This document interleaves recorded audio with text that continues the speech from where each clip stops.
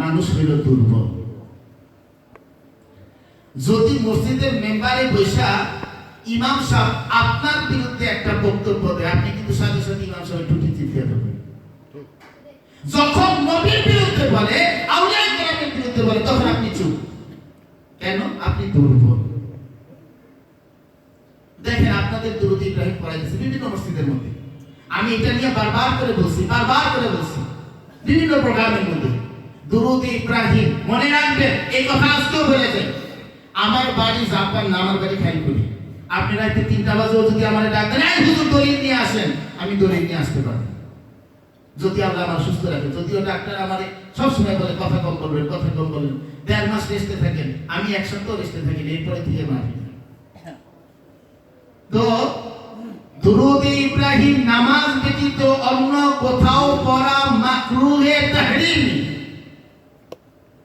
দুরূদ ইব্রাহিম পড়েন না, আল্লাহুম্মা সাল্লি আলা সাইয়্যিদিনা মুহাম্মদ ওয়া আলা আলি সাইয়্যিদিনা মুহাম্মদ কামা সাল্লাইতা আলা সাইয়্যিদিনা ইব্রাহিম ওয়া আলা আলি সাইয়্যিদিনা ইব্রাহিম ইন্নাকা হামিদুম মাজিদ। আল্লাহুম্মা বারিক আলা মুহাম্মদ ওয়া আলা আলি মুহাম্মদ কামা বারাকতা আলা সাইয়্যিদিনা ইব্রাহিম ওয়া আলা আলি সাইয়্যিদিনা ইব্রাহিম ইন্নাকা হামিদুম মাজিদ। এটা নাম হইল দুরূদ ইব্রাহিম, যেটা নামাজের মধ্যে পড়তে হয়, বাধ্যতামূলক, অবশ্যই পড়তে হবে। কিন্তু নামাজ ব্যতীত অন্য কোথাও এই দুরূদ পড়া মাকরুহে তাহরিমি। তাহলে ইমাম সাহেব মসজিদের মিম্বারে বসে যে আপনারে করায়, আপনি তো একদিন বাধা দিলেন না? যদি আপনার নামে একটা বদনাম করতে, আপনি টুটি ধরতেন। এই জন্য বললাম, মানুষ দুর্বল, শয়তান চতুর। আমরা দেখছি ছোটবেলা থেকে মসজিদের মিম্বারে ইমাম সাহেব মুসল্লিদেরকে নিয়ে পড়তো, আল্লাহুম্মা সাল্লি আলা সাইয়্যিদিনা মাওলানা মুহাম্মদ ওয়া আলা আলি সাইয়্যিদিনা মাওলানা মুহাম্মদ। এই দুরূদ শরীফ পড়তে আপনারা দেখছেননি? আপনারা ছোটবেলা দেখছেননি? এখন নাই। দুরূদ আবার বেদাত হয় কিন্তু না। দুরূদকে যদি বেদাত বলো, সাথে সাথে তুমি কাফের হয়ে যাবে।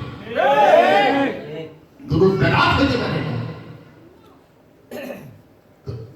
দুরূদ ইব্রাহিম নামাজ ব্যতীত অন্য কোথাও পড়া মাকরুহে তাহরিম। মিশকাত শরীফের সবচেয়ে ভালো সরা যেটা লেখছেন, মিশকাত শরীফের সরার মধ্যে স্পষ্টভাবে মিশকাতুল মাসাবির মধ্যে এসেছে, এবং মারিফুল কোরআন, তাফসীরে মারিফুল কোরআন, যেটা এই হাদিস সংগ্রহ পায় ফ্রিতে সৌদি আরব থেকে দেয়, ওইটা 1000 কত নাম্বার পৃষ্ঠার মধ্যে 1000 পৃষ্ঠার মধ্যে ওইখানে দেখবেন আশরাফ আলী থানভী সাহেব উনি লিখছে যে দুরূদ ইব্রাহিম নামাজ ব্যতীত অন্য কোথাও পড়া উচিত নহে। ওইখানে তো আমাদের কথা তো শুধু তাই না, এখানে কেন দুরূদ ইব্রাহিম নিষেধ করা হলো? দুরূদ ইব্রাহিমের মধ্যে দুরূদ আছে, সালাম নাই। সাল্লাল্লাহু আলাইহি ওয়াসাল্লাম সালাম দিলেন, সাল্লাল্লাহু আলাইহি ওয়াসাল্লাম, এটা একটা ছোট দুরূদ শরীফ, এখানেও সালাম আছে, কিন্তু গোটা এই দুরূদ ইব্রাহিমের কোথাও আপনি সালাম শব্দ পাবেন না। আল্লাহর হুকুম হলো সাল্লু আলাইহি ওয়াসাল্লিমু তাসলিমা, তোমরা আমার মাহবুব নবীর উপরে দুরূদ ও সালাম প্রেরণ করো, তোমরা আমার মাহবুব নবীর উপরে দুরূদ ও সালাম প্রেরণ করো। কথা বুঝাইতে পারলাম? বলে দুরূদ ইব্রাহিম মাকরু কেন? যে দুরূদ ইব্রাহিমের মধ্যে সালাম নাই, দুরূদ ইব্রাহিমের মধ্যে কি নাই? সালাম নাই। আর সাল্লাল্লাহু আলাইহি ওয়াসাল্লাম ছোট্ট একটা দুরূদ শরীফ, এটার মধ্যে কি আছে? দুরূদও আছে, সালামও আছে। তো আজকে যেটা বলতেছিলাম, আমি সংক্ষিপ্ত করে, যেহেতু সবাই সংক্ষিপ্ত আলোচনা করছে, আমি সংক্ষিপ্ত ভাবে 10-15 মিনিট আকাইদের কথা বলে শেষ করে দিব। আমাদের আল্লাহ এক, অদ্বিতীয়, আল্লাহর কোনো শরীক নাই, আল্লাহর কোনো শরীক নাই। কেউ যদি বলে আল্লাহর শরীক আছে, তাহলে সে কি? আহলে সুন্নাত ওয়াল জামাতের আকীদা সে কাফের। আমাদের আকীদা আল্লাহ এক, এই কথাগুলো শুনেন খেয়াল করে। আমাদের আকীদা আল্লাহ এক, অদ্বিতীয়, আল্লাহর কোনো শরীক নাই, আল্লাহর কোনো শরীক নেই। আমানতু বিল্লাহি, কয়টা জিনিস মানার নাম ঈমান? 7টা জিনিস। আমানতু বিল্লাহি ওয়া মালাইকাতিহি ওয়া কুতুবিহি ওয়া রাসূলিহি ওয়াল ইয়াউমিল আখির ওয়াল কদরি খাইরিহি ওয়া শাররিহি মিনাল্লাহি তাআলা ওয়াল বাসি বাদাল মাউত। এই সাতটা জিনিস বিশ্বাস করার নাম হলো ঈমান। প্রথমত আল্লাহর ওয়াহদানিয়াতকে স্বীকার করা। আল্লাহ তাআলা এক, তার অস্তিত্ব, তার শান আজমত, তার তুলনায় কেউ তার সমকক্ষ নয়। এটাকে মনে প্রাণে মানার নাম হলো ঈমান। আল্লাহর ওয়াহদানিয়াতকে আমি স্বীকার করলাম, নবীজির হইল রিসালাত। নবীর কি? রিসালাত। আল্লাহর ওয়াহদানিয়াতকে মানলাম, নবীর রিসালাত মানলাম না, তাহলে আমি মুসলমান না। যেইভাবে আল্লাহ তাআলার ওয়াহদানিয়াতকে আমি স্বীকার করব, সেই একই ভাবে আমার মাহবুব নবীর রিসালাতকে আমি স্বীকার করতে হবে। আমি কি কথাটা বুঝাইতে পারলাম? নবীর রিসালাত কি? আল্লাহ তাআলার শান আজমত অতুলনীয়, যেটার কোনো তুলনাই নেই, যেটার কোনো হিসাব নেই, বেহিসাব। আল্লাহ তাআলা আপনার আমার মাহবুব নবীকে কিছু শান আজমত দিয়েছে, কিছু গুণ দিয়েছে, যেটার কোনো তুলনা নাই। যেমন আপনার আমার মাহবুব নবী আল্লাহ তাআলার জাতি নূরের জ্যোতি হইতে সৃষ্টি। আপনার আমার নবী সৃষ্টিতে কি? আপনার আমার নবী সৃষ্টিতে কি? জাতি নূরের জ্যোতি, জাতি নূরের জ্যোতি, জাতি নূরের জ্যোতি। হযরতে বলে নবী মাটি, মাওলানা সাহেব বলতেছে, রেফারেন্স দিতেছে, দলিল দিতেছে, অগণিত। বলে বাবা, কোরআন হাদিস থেকে সহি একটা দলিল দেখাও। বহুত জীবনে বাহাস করতে এগুলা নিয়ে, আজ পর্যন্ত বাহাসের মধ্যে নবী পাক সাল্লাল্লাহু আলাইহি ওয়াসাল্লাম মাটির তৈরি, কোরআন হাদিস থেকে একটা দলিল কেউ দেখাইতে পারবে না। অথচ ডাইরেক্ট কোরআন কত জাকুম মিনাল্লাহি নূর, কোরআন মাত্র বুঝানো লাগে, ডাইরেক্ট নবীর নূর কইছে। রাসূল পাক সাল্লাল্লাহু আলাইহি ওয়াসাল্লাম বলে, হযরত জাবের রাদিয়াল্লাহু তাআলা সহিহ বুখারীর হাদিস জিজ্ঞেস করলো, ইয়া রাসূলুল্লাহ, সৃষ্টির প্রথম সৃষ্টি কি? বলে তোমার নবীর নূর। শেষ পর্যন্ত বলল, এই জাবের, তোমার নবীর নূর থেকে তোমার মাখলুকাতকে আল্লাহ তাআলা সৃষ্টি করেছে। সুবহানাল্লাহ। সহিহ বুখারীর হাদিস এটা। আপনার আমার মাহবুব নবী আল্লাহ তাআলার জাতি নূরের জ্যোতি হইতে সৃষ্টি, এবং এর সপক্ষে কোরআনে হাদিসে অগণিত দলিল আছে। নবীজি মাটির সৃষ্টি, একটু মেহরবানি করে চুপ করবেন।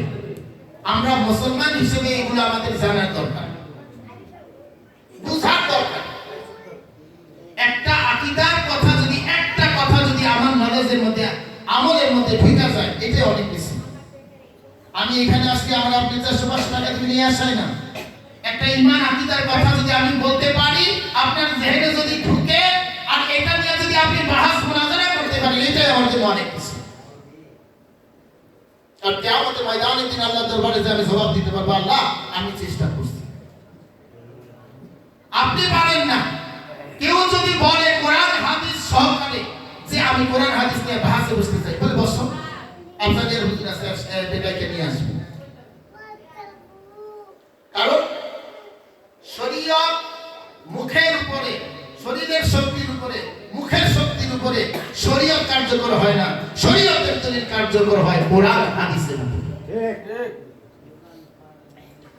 আপনার আমার মাহবুব নবীকে আল্লাহ তাআলা এমন অদৃশ্যের খবর দিয়েছেন। আমার নবী হলো গায়েবের খবর দেনেওয়ালা। নবী শব্দের অর্থই হলো অদৃশ্যের খবর সংবাদদাতা। আল্লাহ তাআলা আপনার আমার মাহবুব নবীকে এই ক্ষমতা দিয়েছে, এই ক্ষমতা দিয়েছে, উম্মতের ভালো মন্দ সমস্ত কিছু আমার নবী জানে। ওয়া সায়ারাল্লাহু আমালাকুম ওয়া রাসূল, কোরআন শরীফে দেখায়।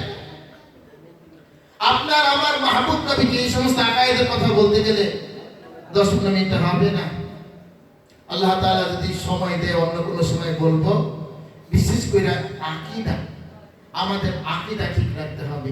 আকীদা আল্লাহ তাআলার ওয়াহদানিয়াতকে যেমন মানতে হবে, নবীজির রিসালাতকে একই ভাবে মানতে হবে।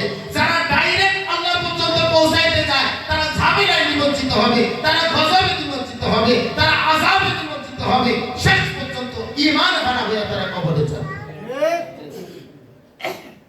আল্লাহকে যেমন লাগবে, আমার নবীকে ঠিক তেমনি ভাবে কারণ নবীকে ছাড়া একটু আগে আমাদের ওই মাওলানা আলামী সাহেব ওয়াজ করছে, ভাই আল্লাহ তাআলারে অনুসরণ করবেন, ওয়াতিউল্লাহ, আল্লাহ তাআলা ইত্তেবা করবেন। আল্লাহ তাআলাকে কেউ দেখছে? আল্লাহ কেমনে খাইছে, কেমনে ঘুমাইছে? আহলে সুন্নাত ওয়াল জামাতের আকীদা হইল আল্লাহ তাআলা খানো না, আল্লাহ তাআলা ঘুমানো না। তাহলে আমি অনুসরণ করব কেমনে? আমি ঘুমাইতে গেলে অনুসরণ করতে হবে কার? রাসূল পাক সাল্লাল্লাহু আলাইহি ওয়াসাল্লামের। আমি খাইতে গেলে অনুসরণ করতে হবে কার? রাসূল পাক সাল্লাল্লাহু আলাইহি ওয়াসাল্লামের। আমি বসতে গেলে অনুসরণ করতে হবে কার? রাসূল পাক সাল্লাল্লাহু আলাইহি ওয়াসাল্লামের। ইত্তেবা সব কাজই আমি রাসূলুল্লাহ করতেছি, কিন্তু আকীদার বেলায় কেন করো? আকীদার বেলায় কেন রাসূল পাক সাল্লাল্লাহু আলাইহি ওয়াসাল্লামের শান আজমতকে আমি খাটো করি, ছোট করি? এইটাই হইল শয়তানের ওয়াসওয়াসা। শয়তান পথভ্রষ্ট করে দিতেছে আমাদেরকে, যে নবী পাক সাল্লাল্লাহু আলাইহি ওয়াসাল্লামের শান আজমতকে খাটো করে দিতেছে। ইবলিস এত বড় ইবাদত করনে वाला শুধু একটা ভুল করলো, কি? আদমকে সিজদা করলো না। সেই জন্য আল্লাহ তাআলা তাকে আযাবে নিমজ্জিত করলো, ইবলিস বানিয়ে দিল। তো আমরা নবীদের শান আজমতকে যদি খাটো করি, ছোট করি, আল্লাহ তাআলা আমাদেরকে পথভ্রষ্ট করে দিবে। আল্লাহ তাআলা বলে আমি তার হেদায়েতের মধ্যে মোহর মেরে দিই, যে আমার নবীকে চিনে না। আল্লাহ তাআলা এর থেকে আমাদের সকলকে হেফাজত করুন। সবাই বলি আমিন। যেহেতু এটা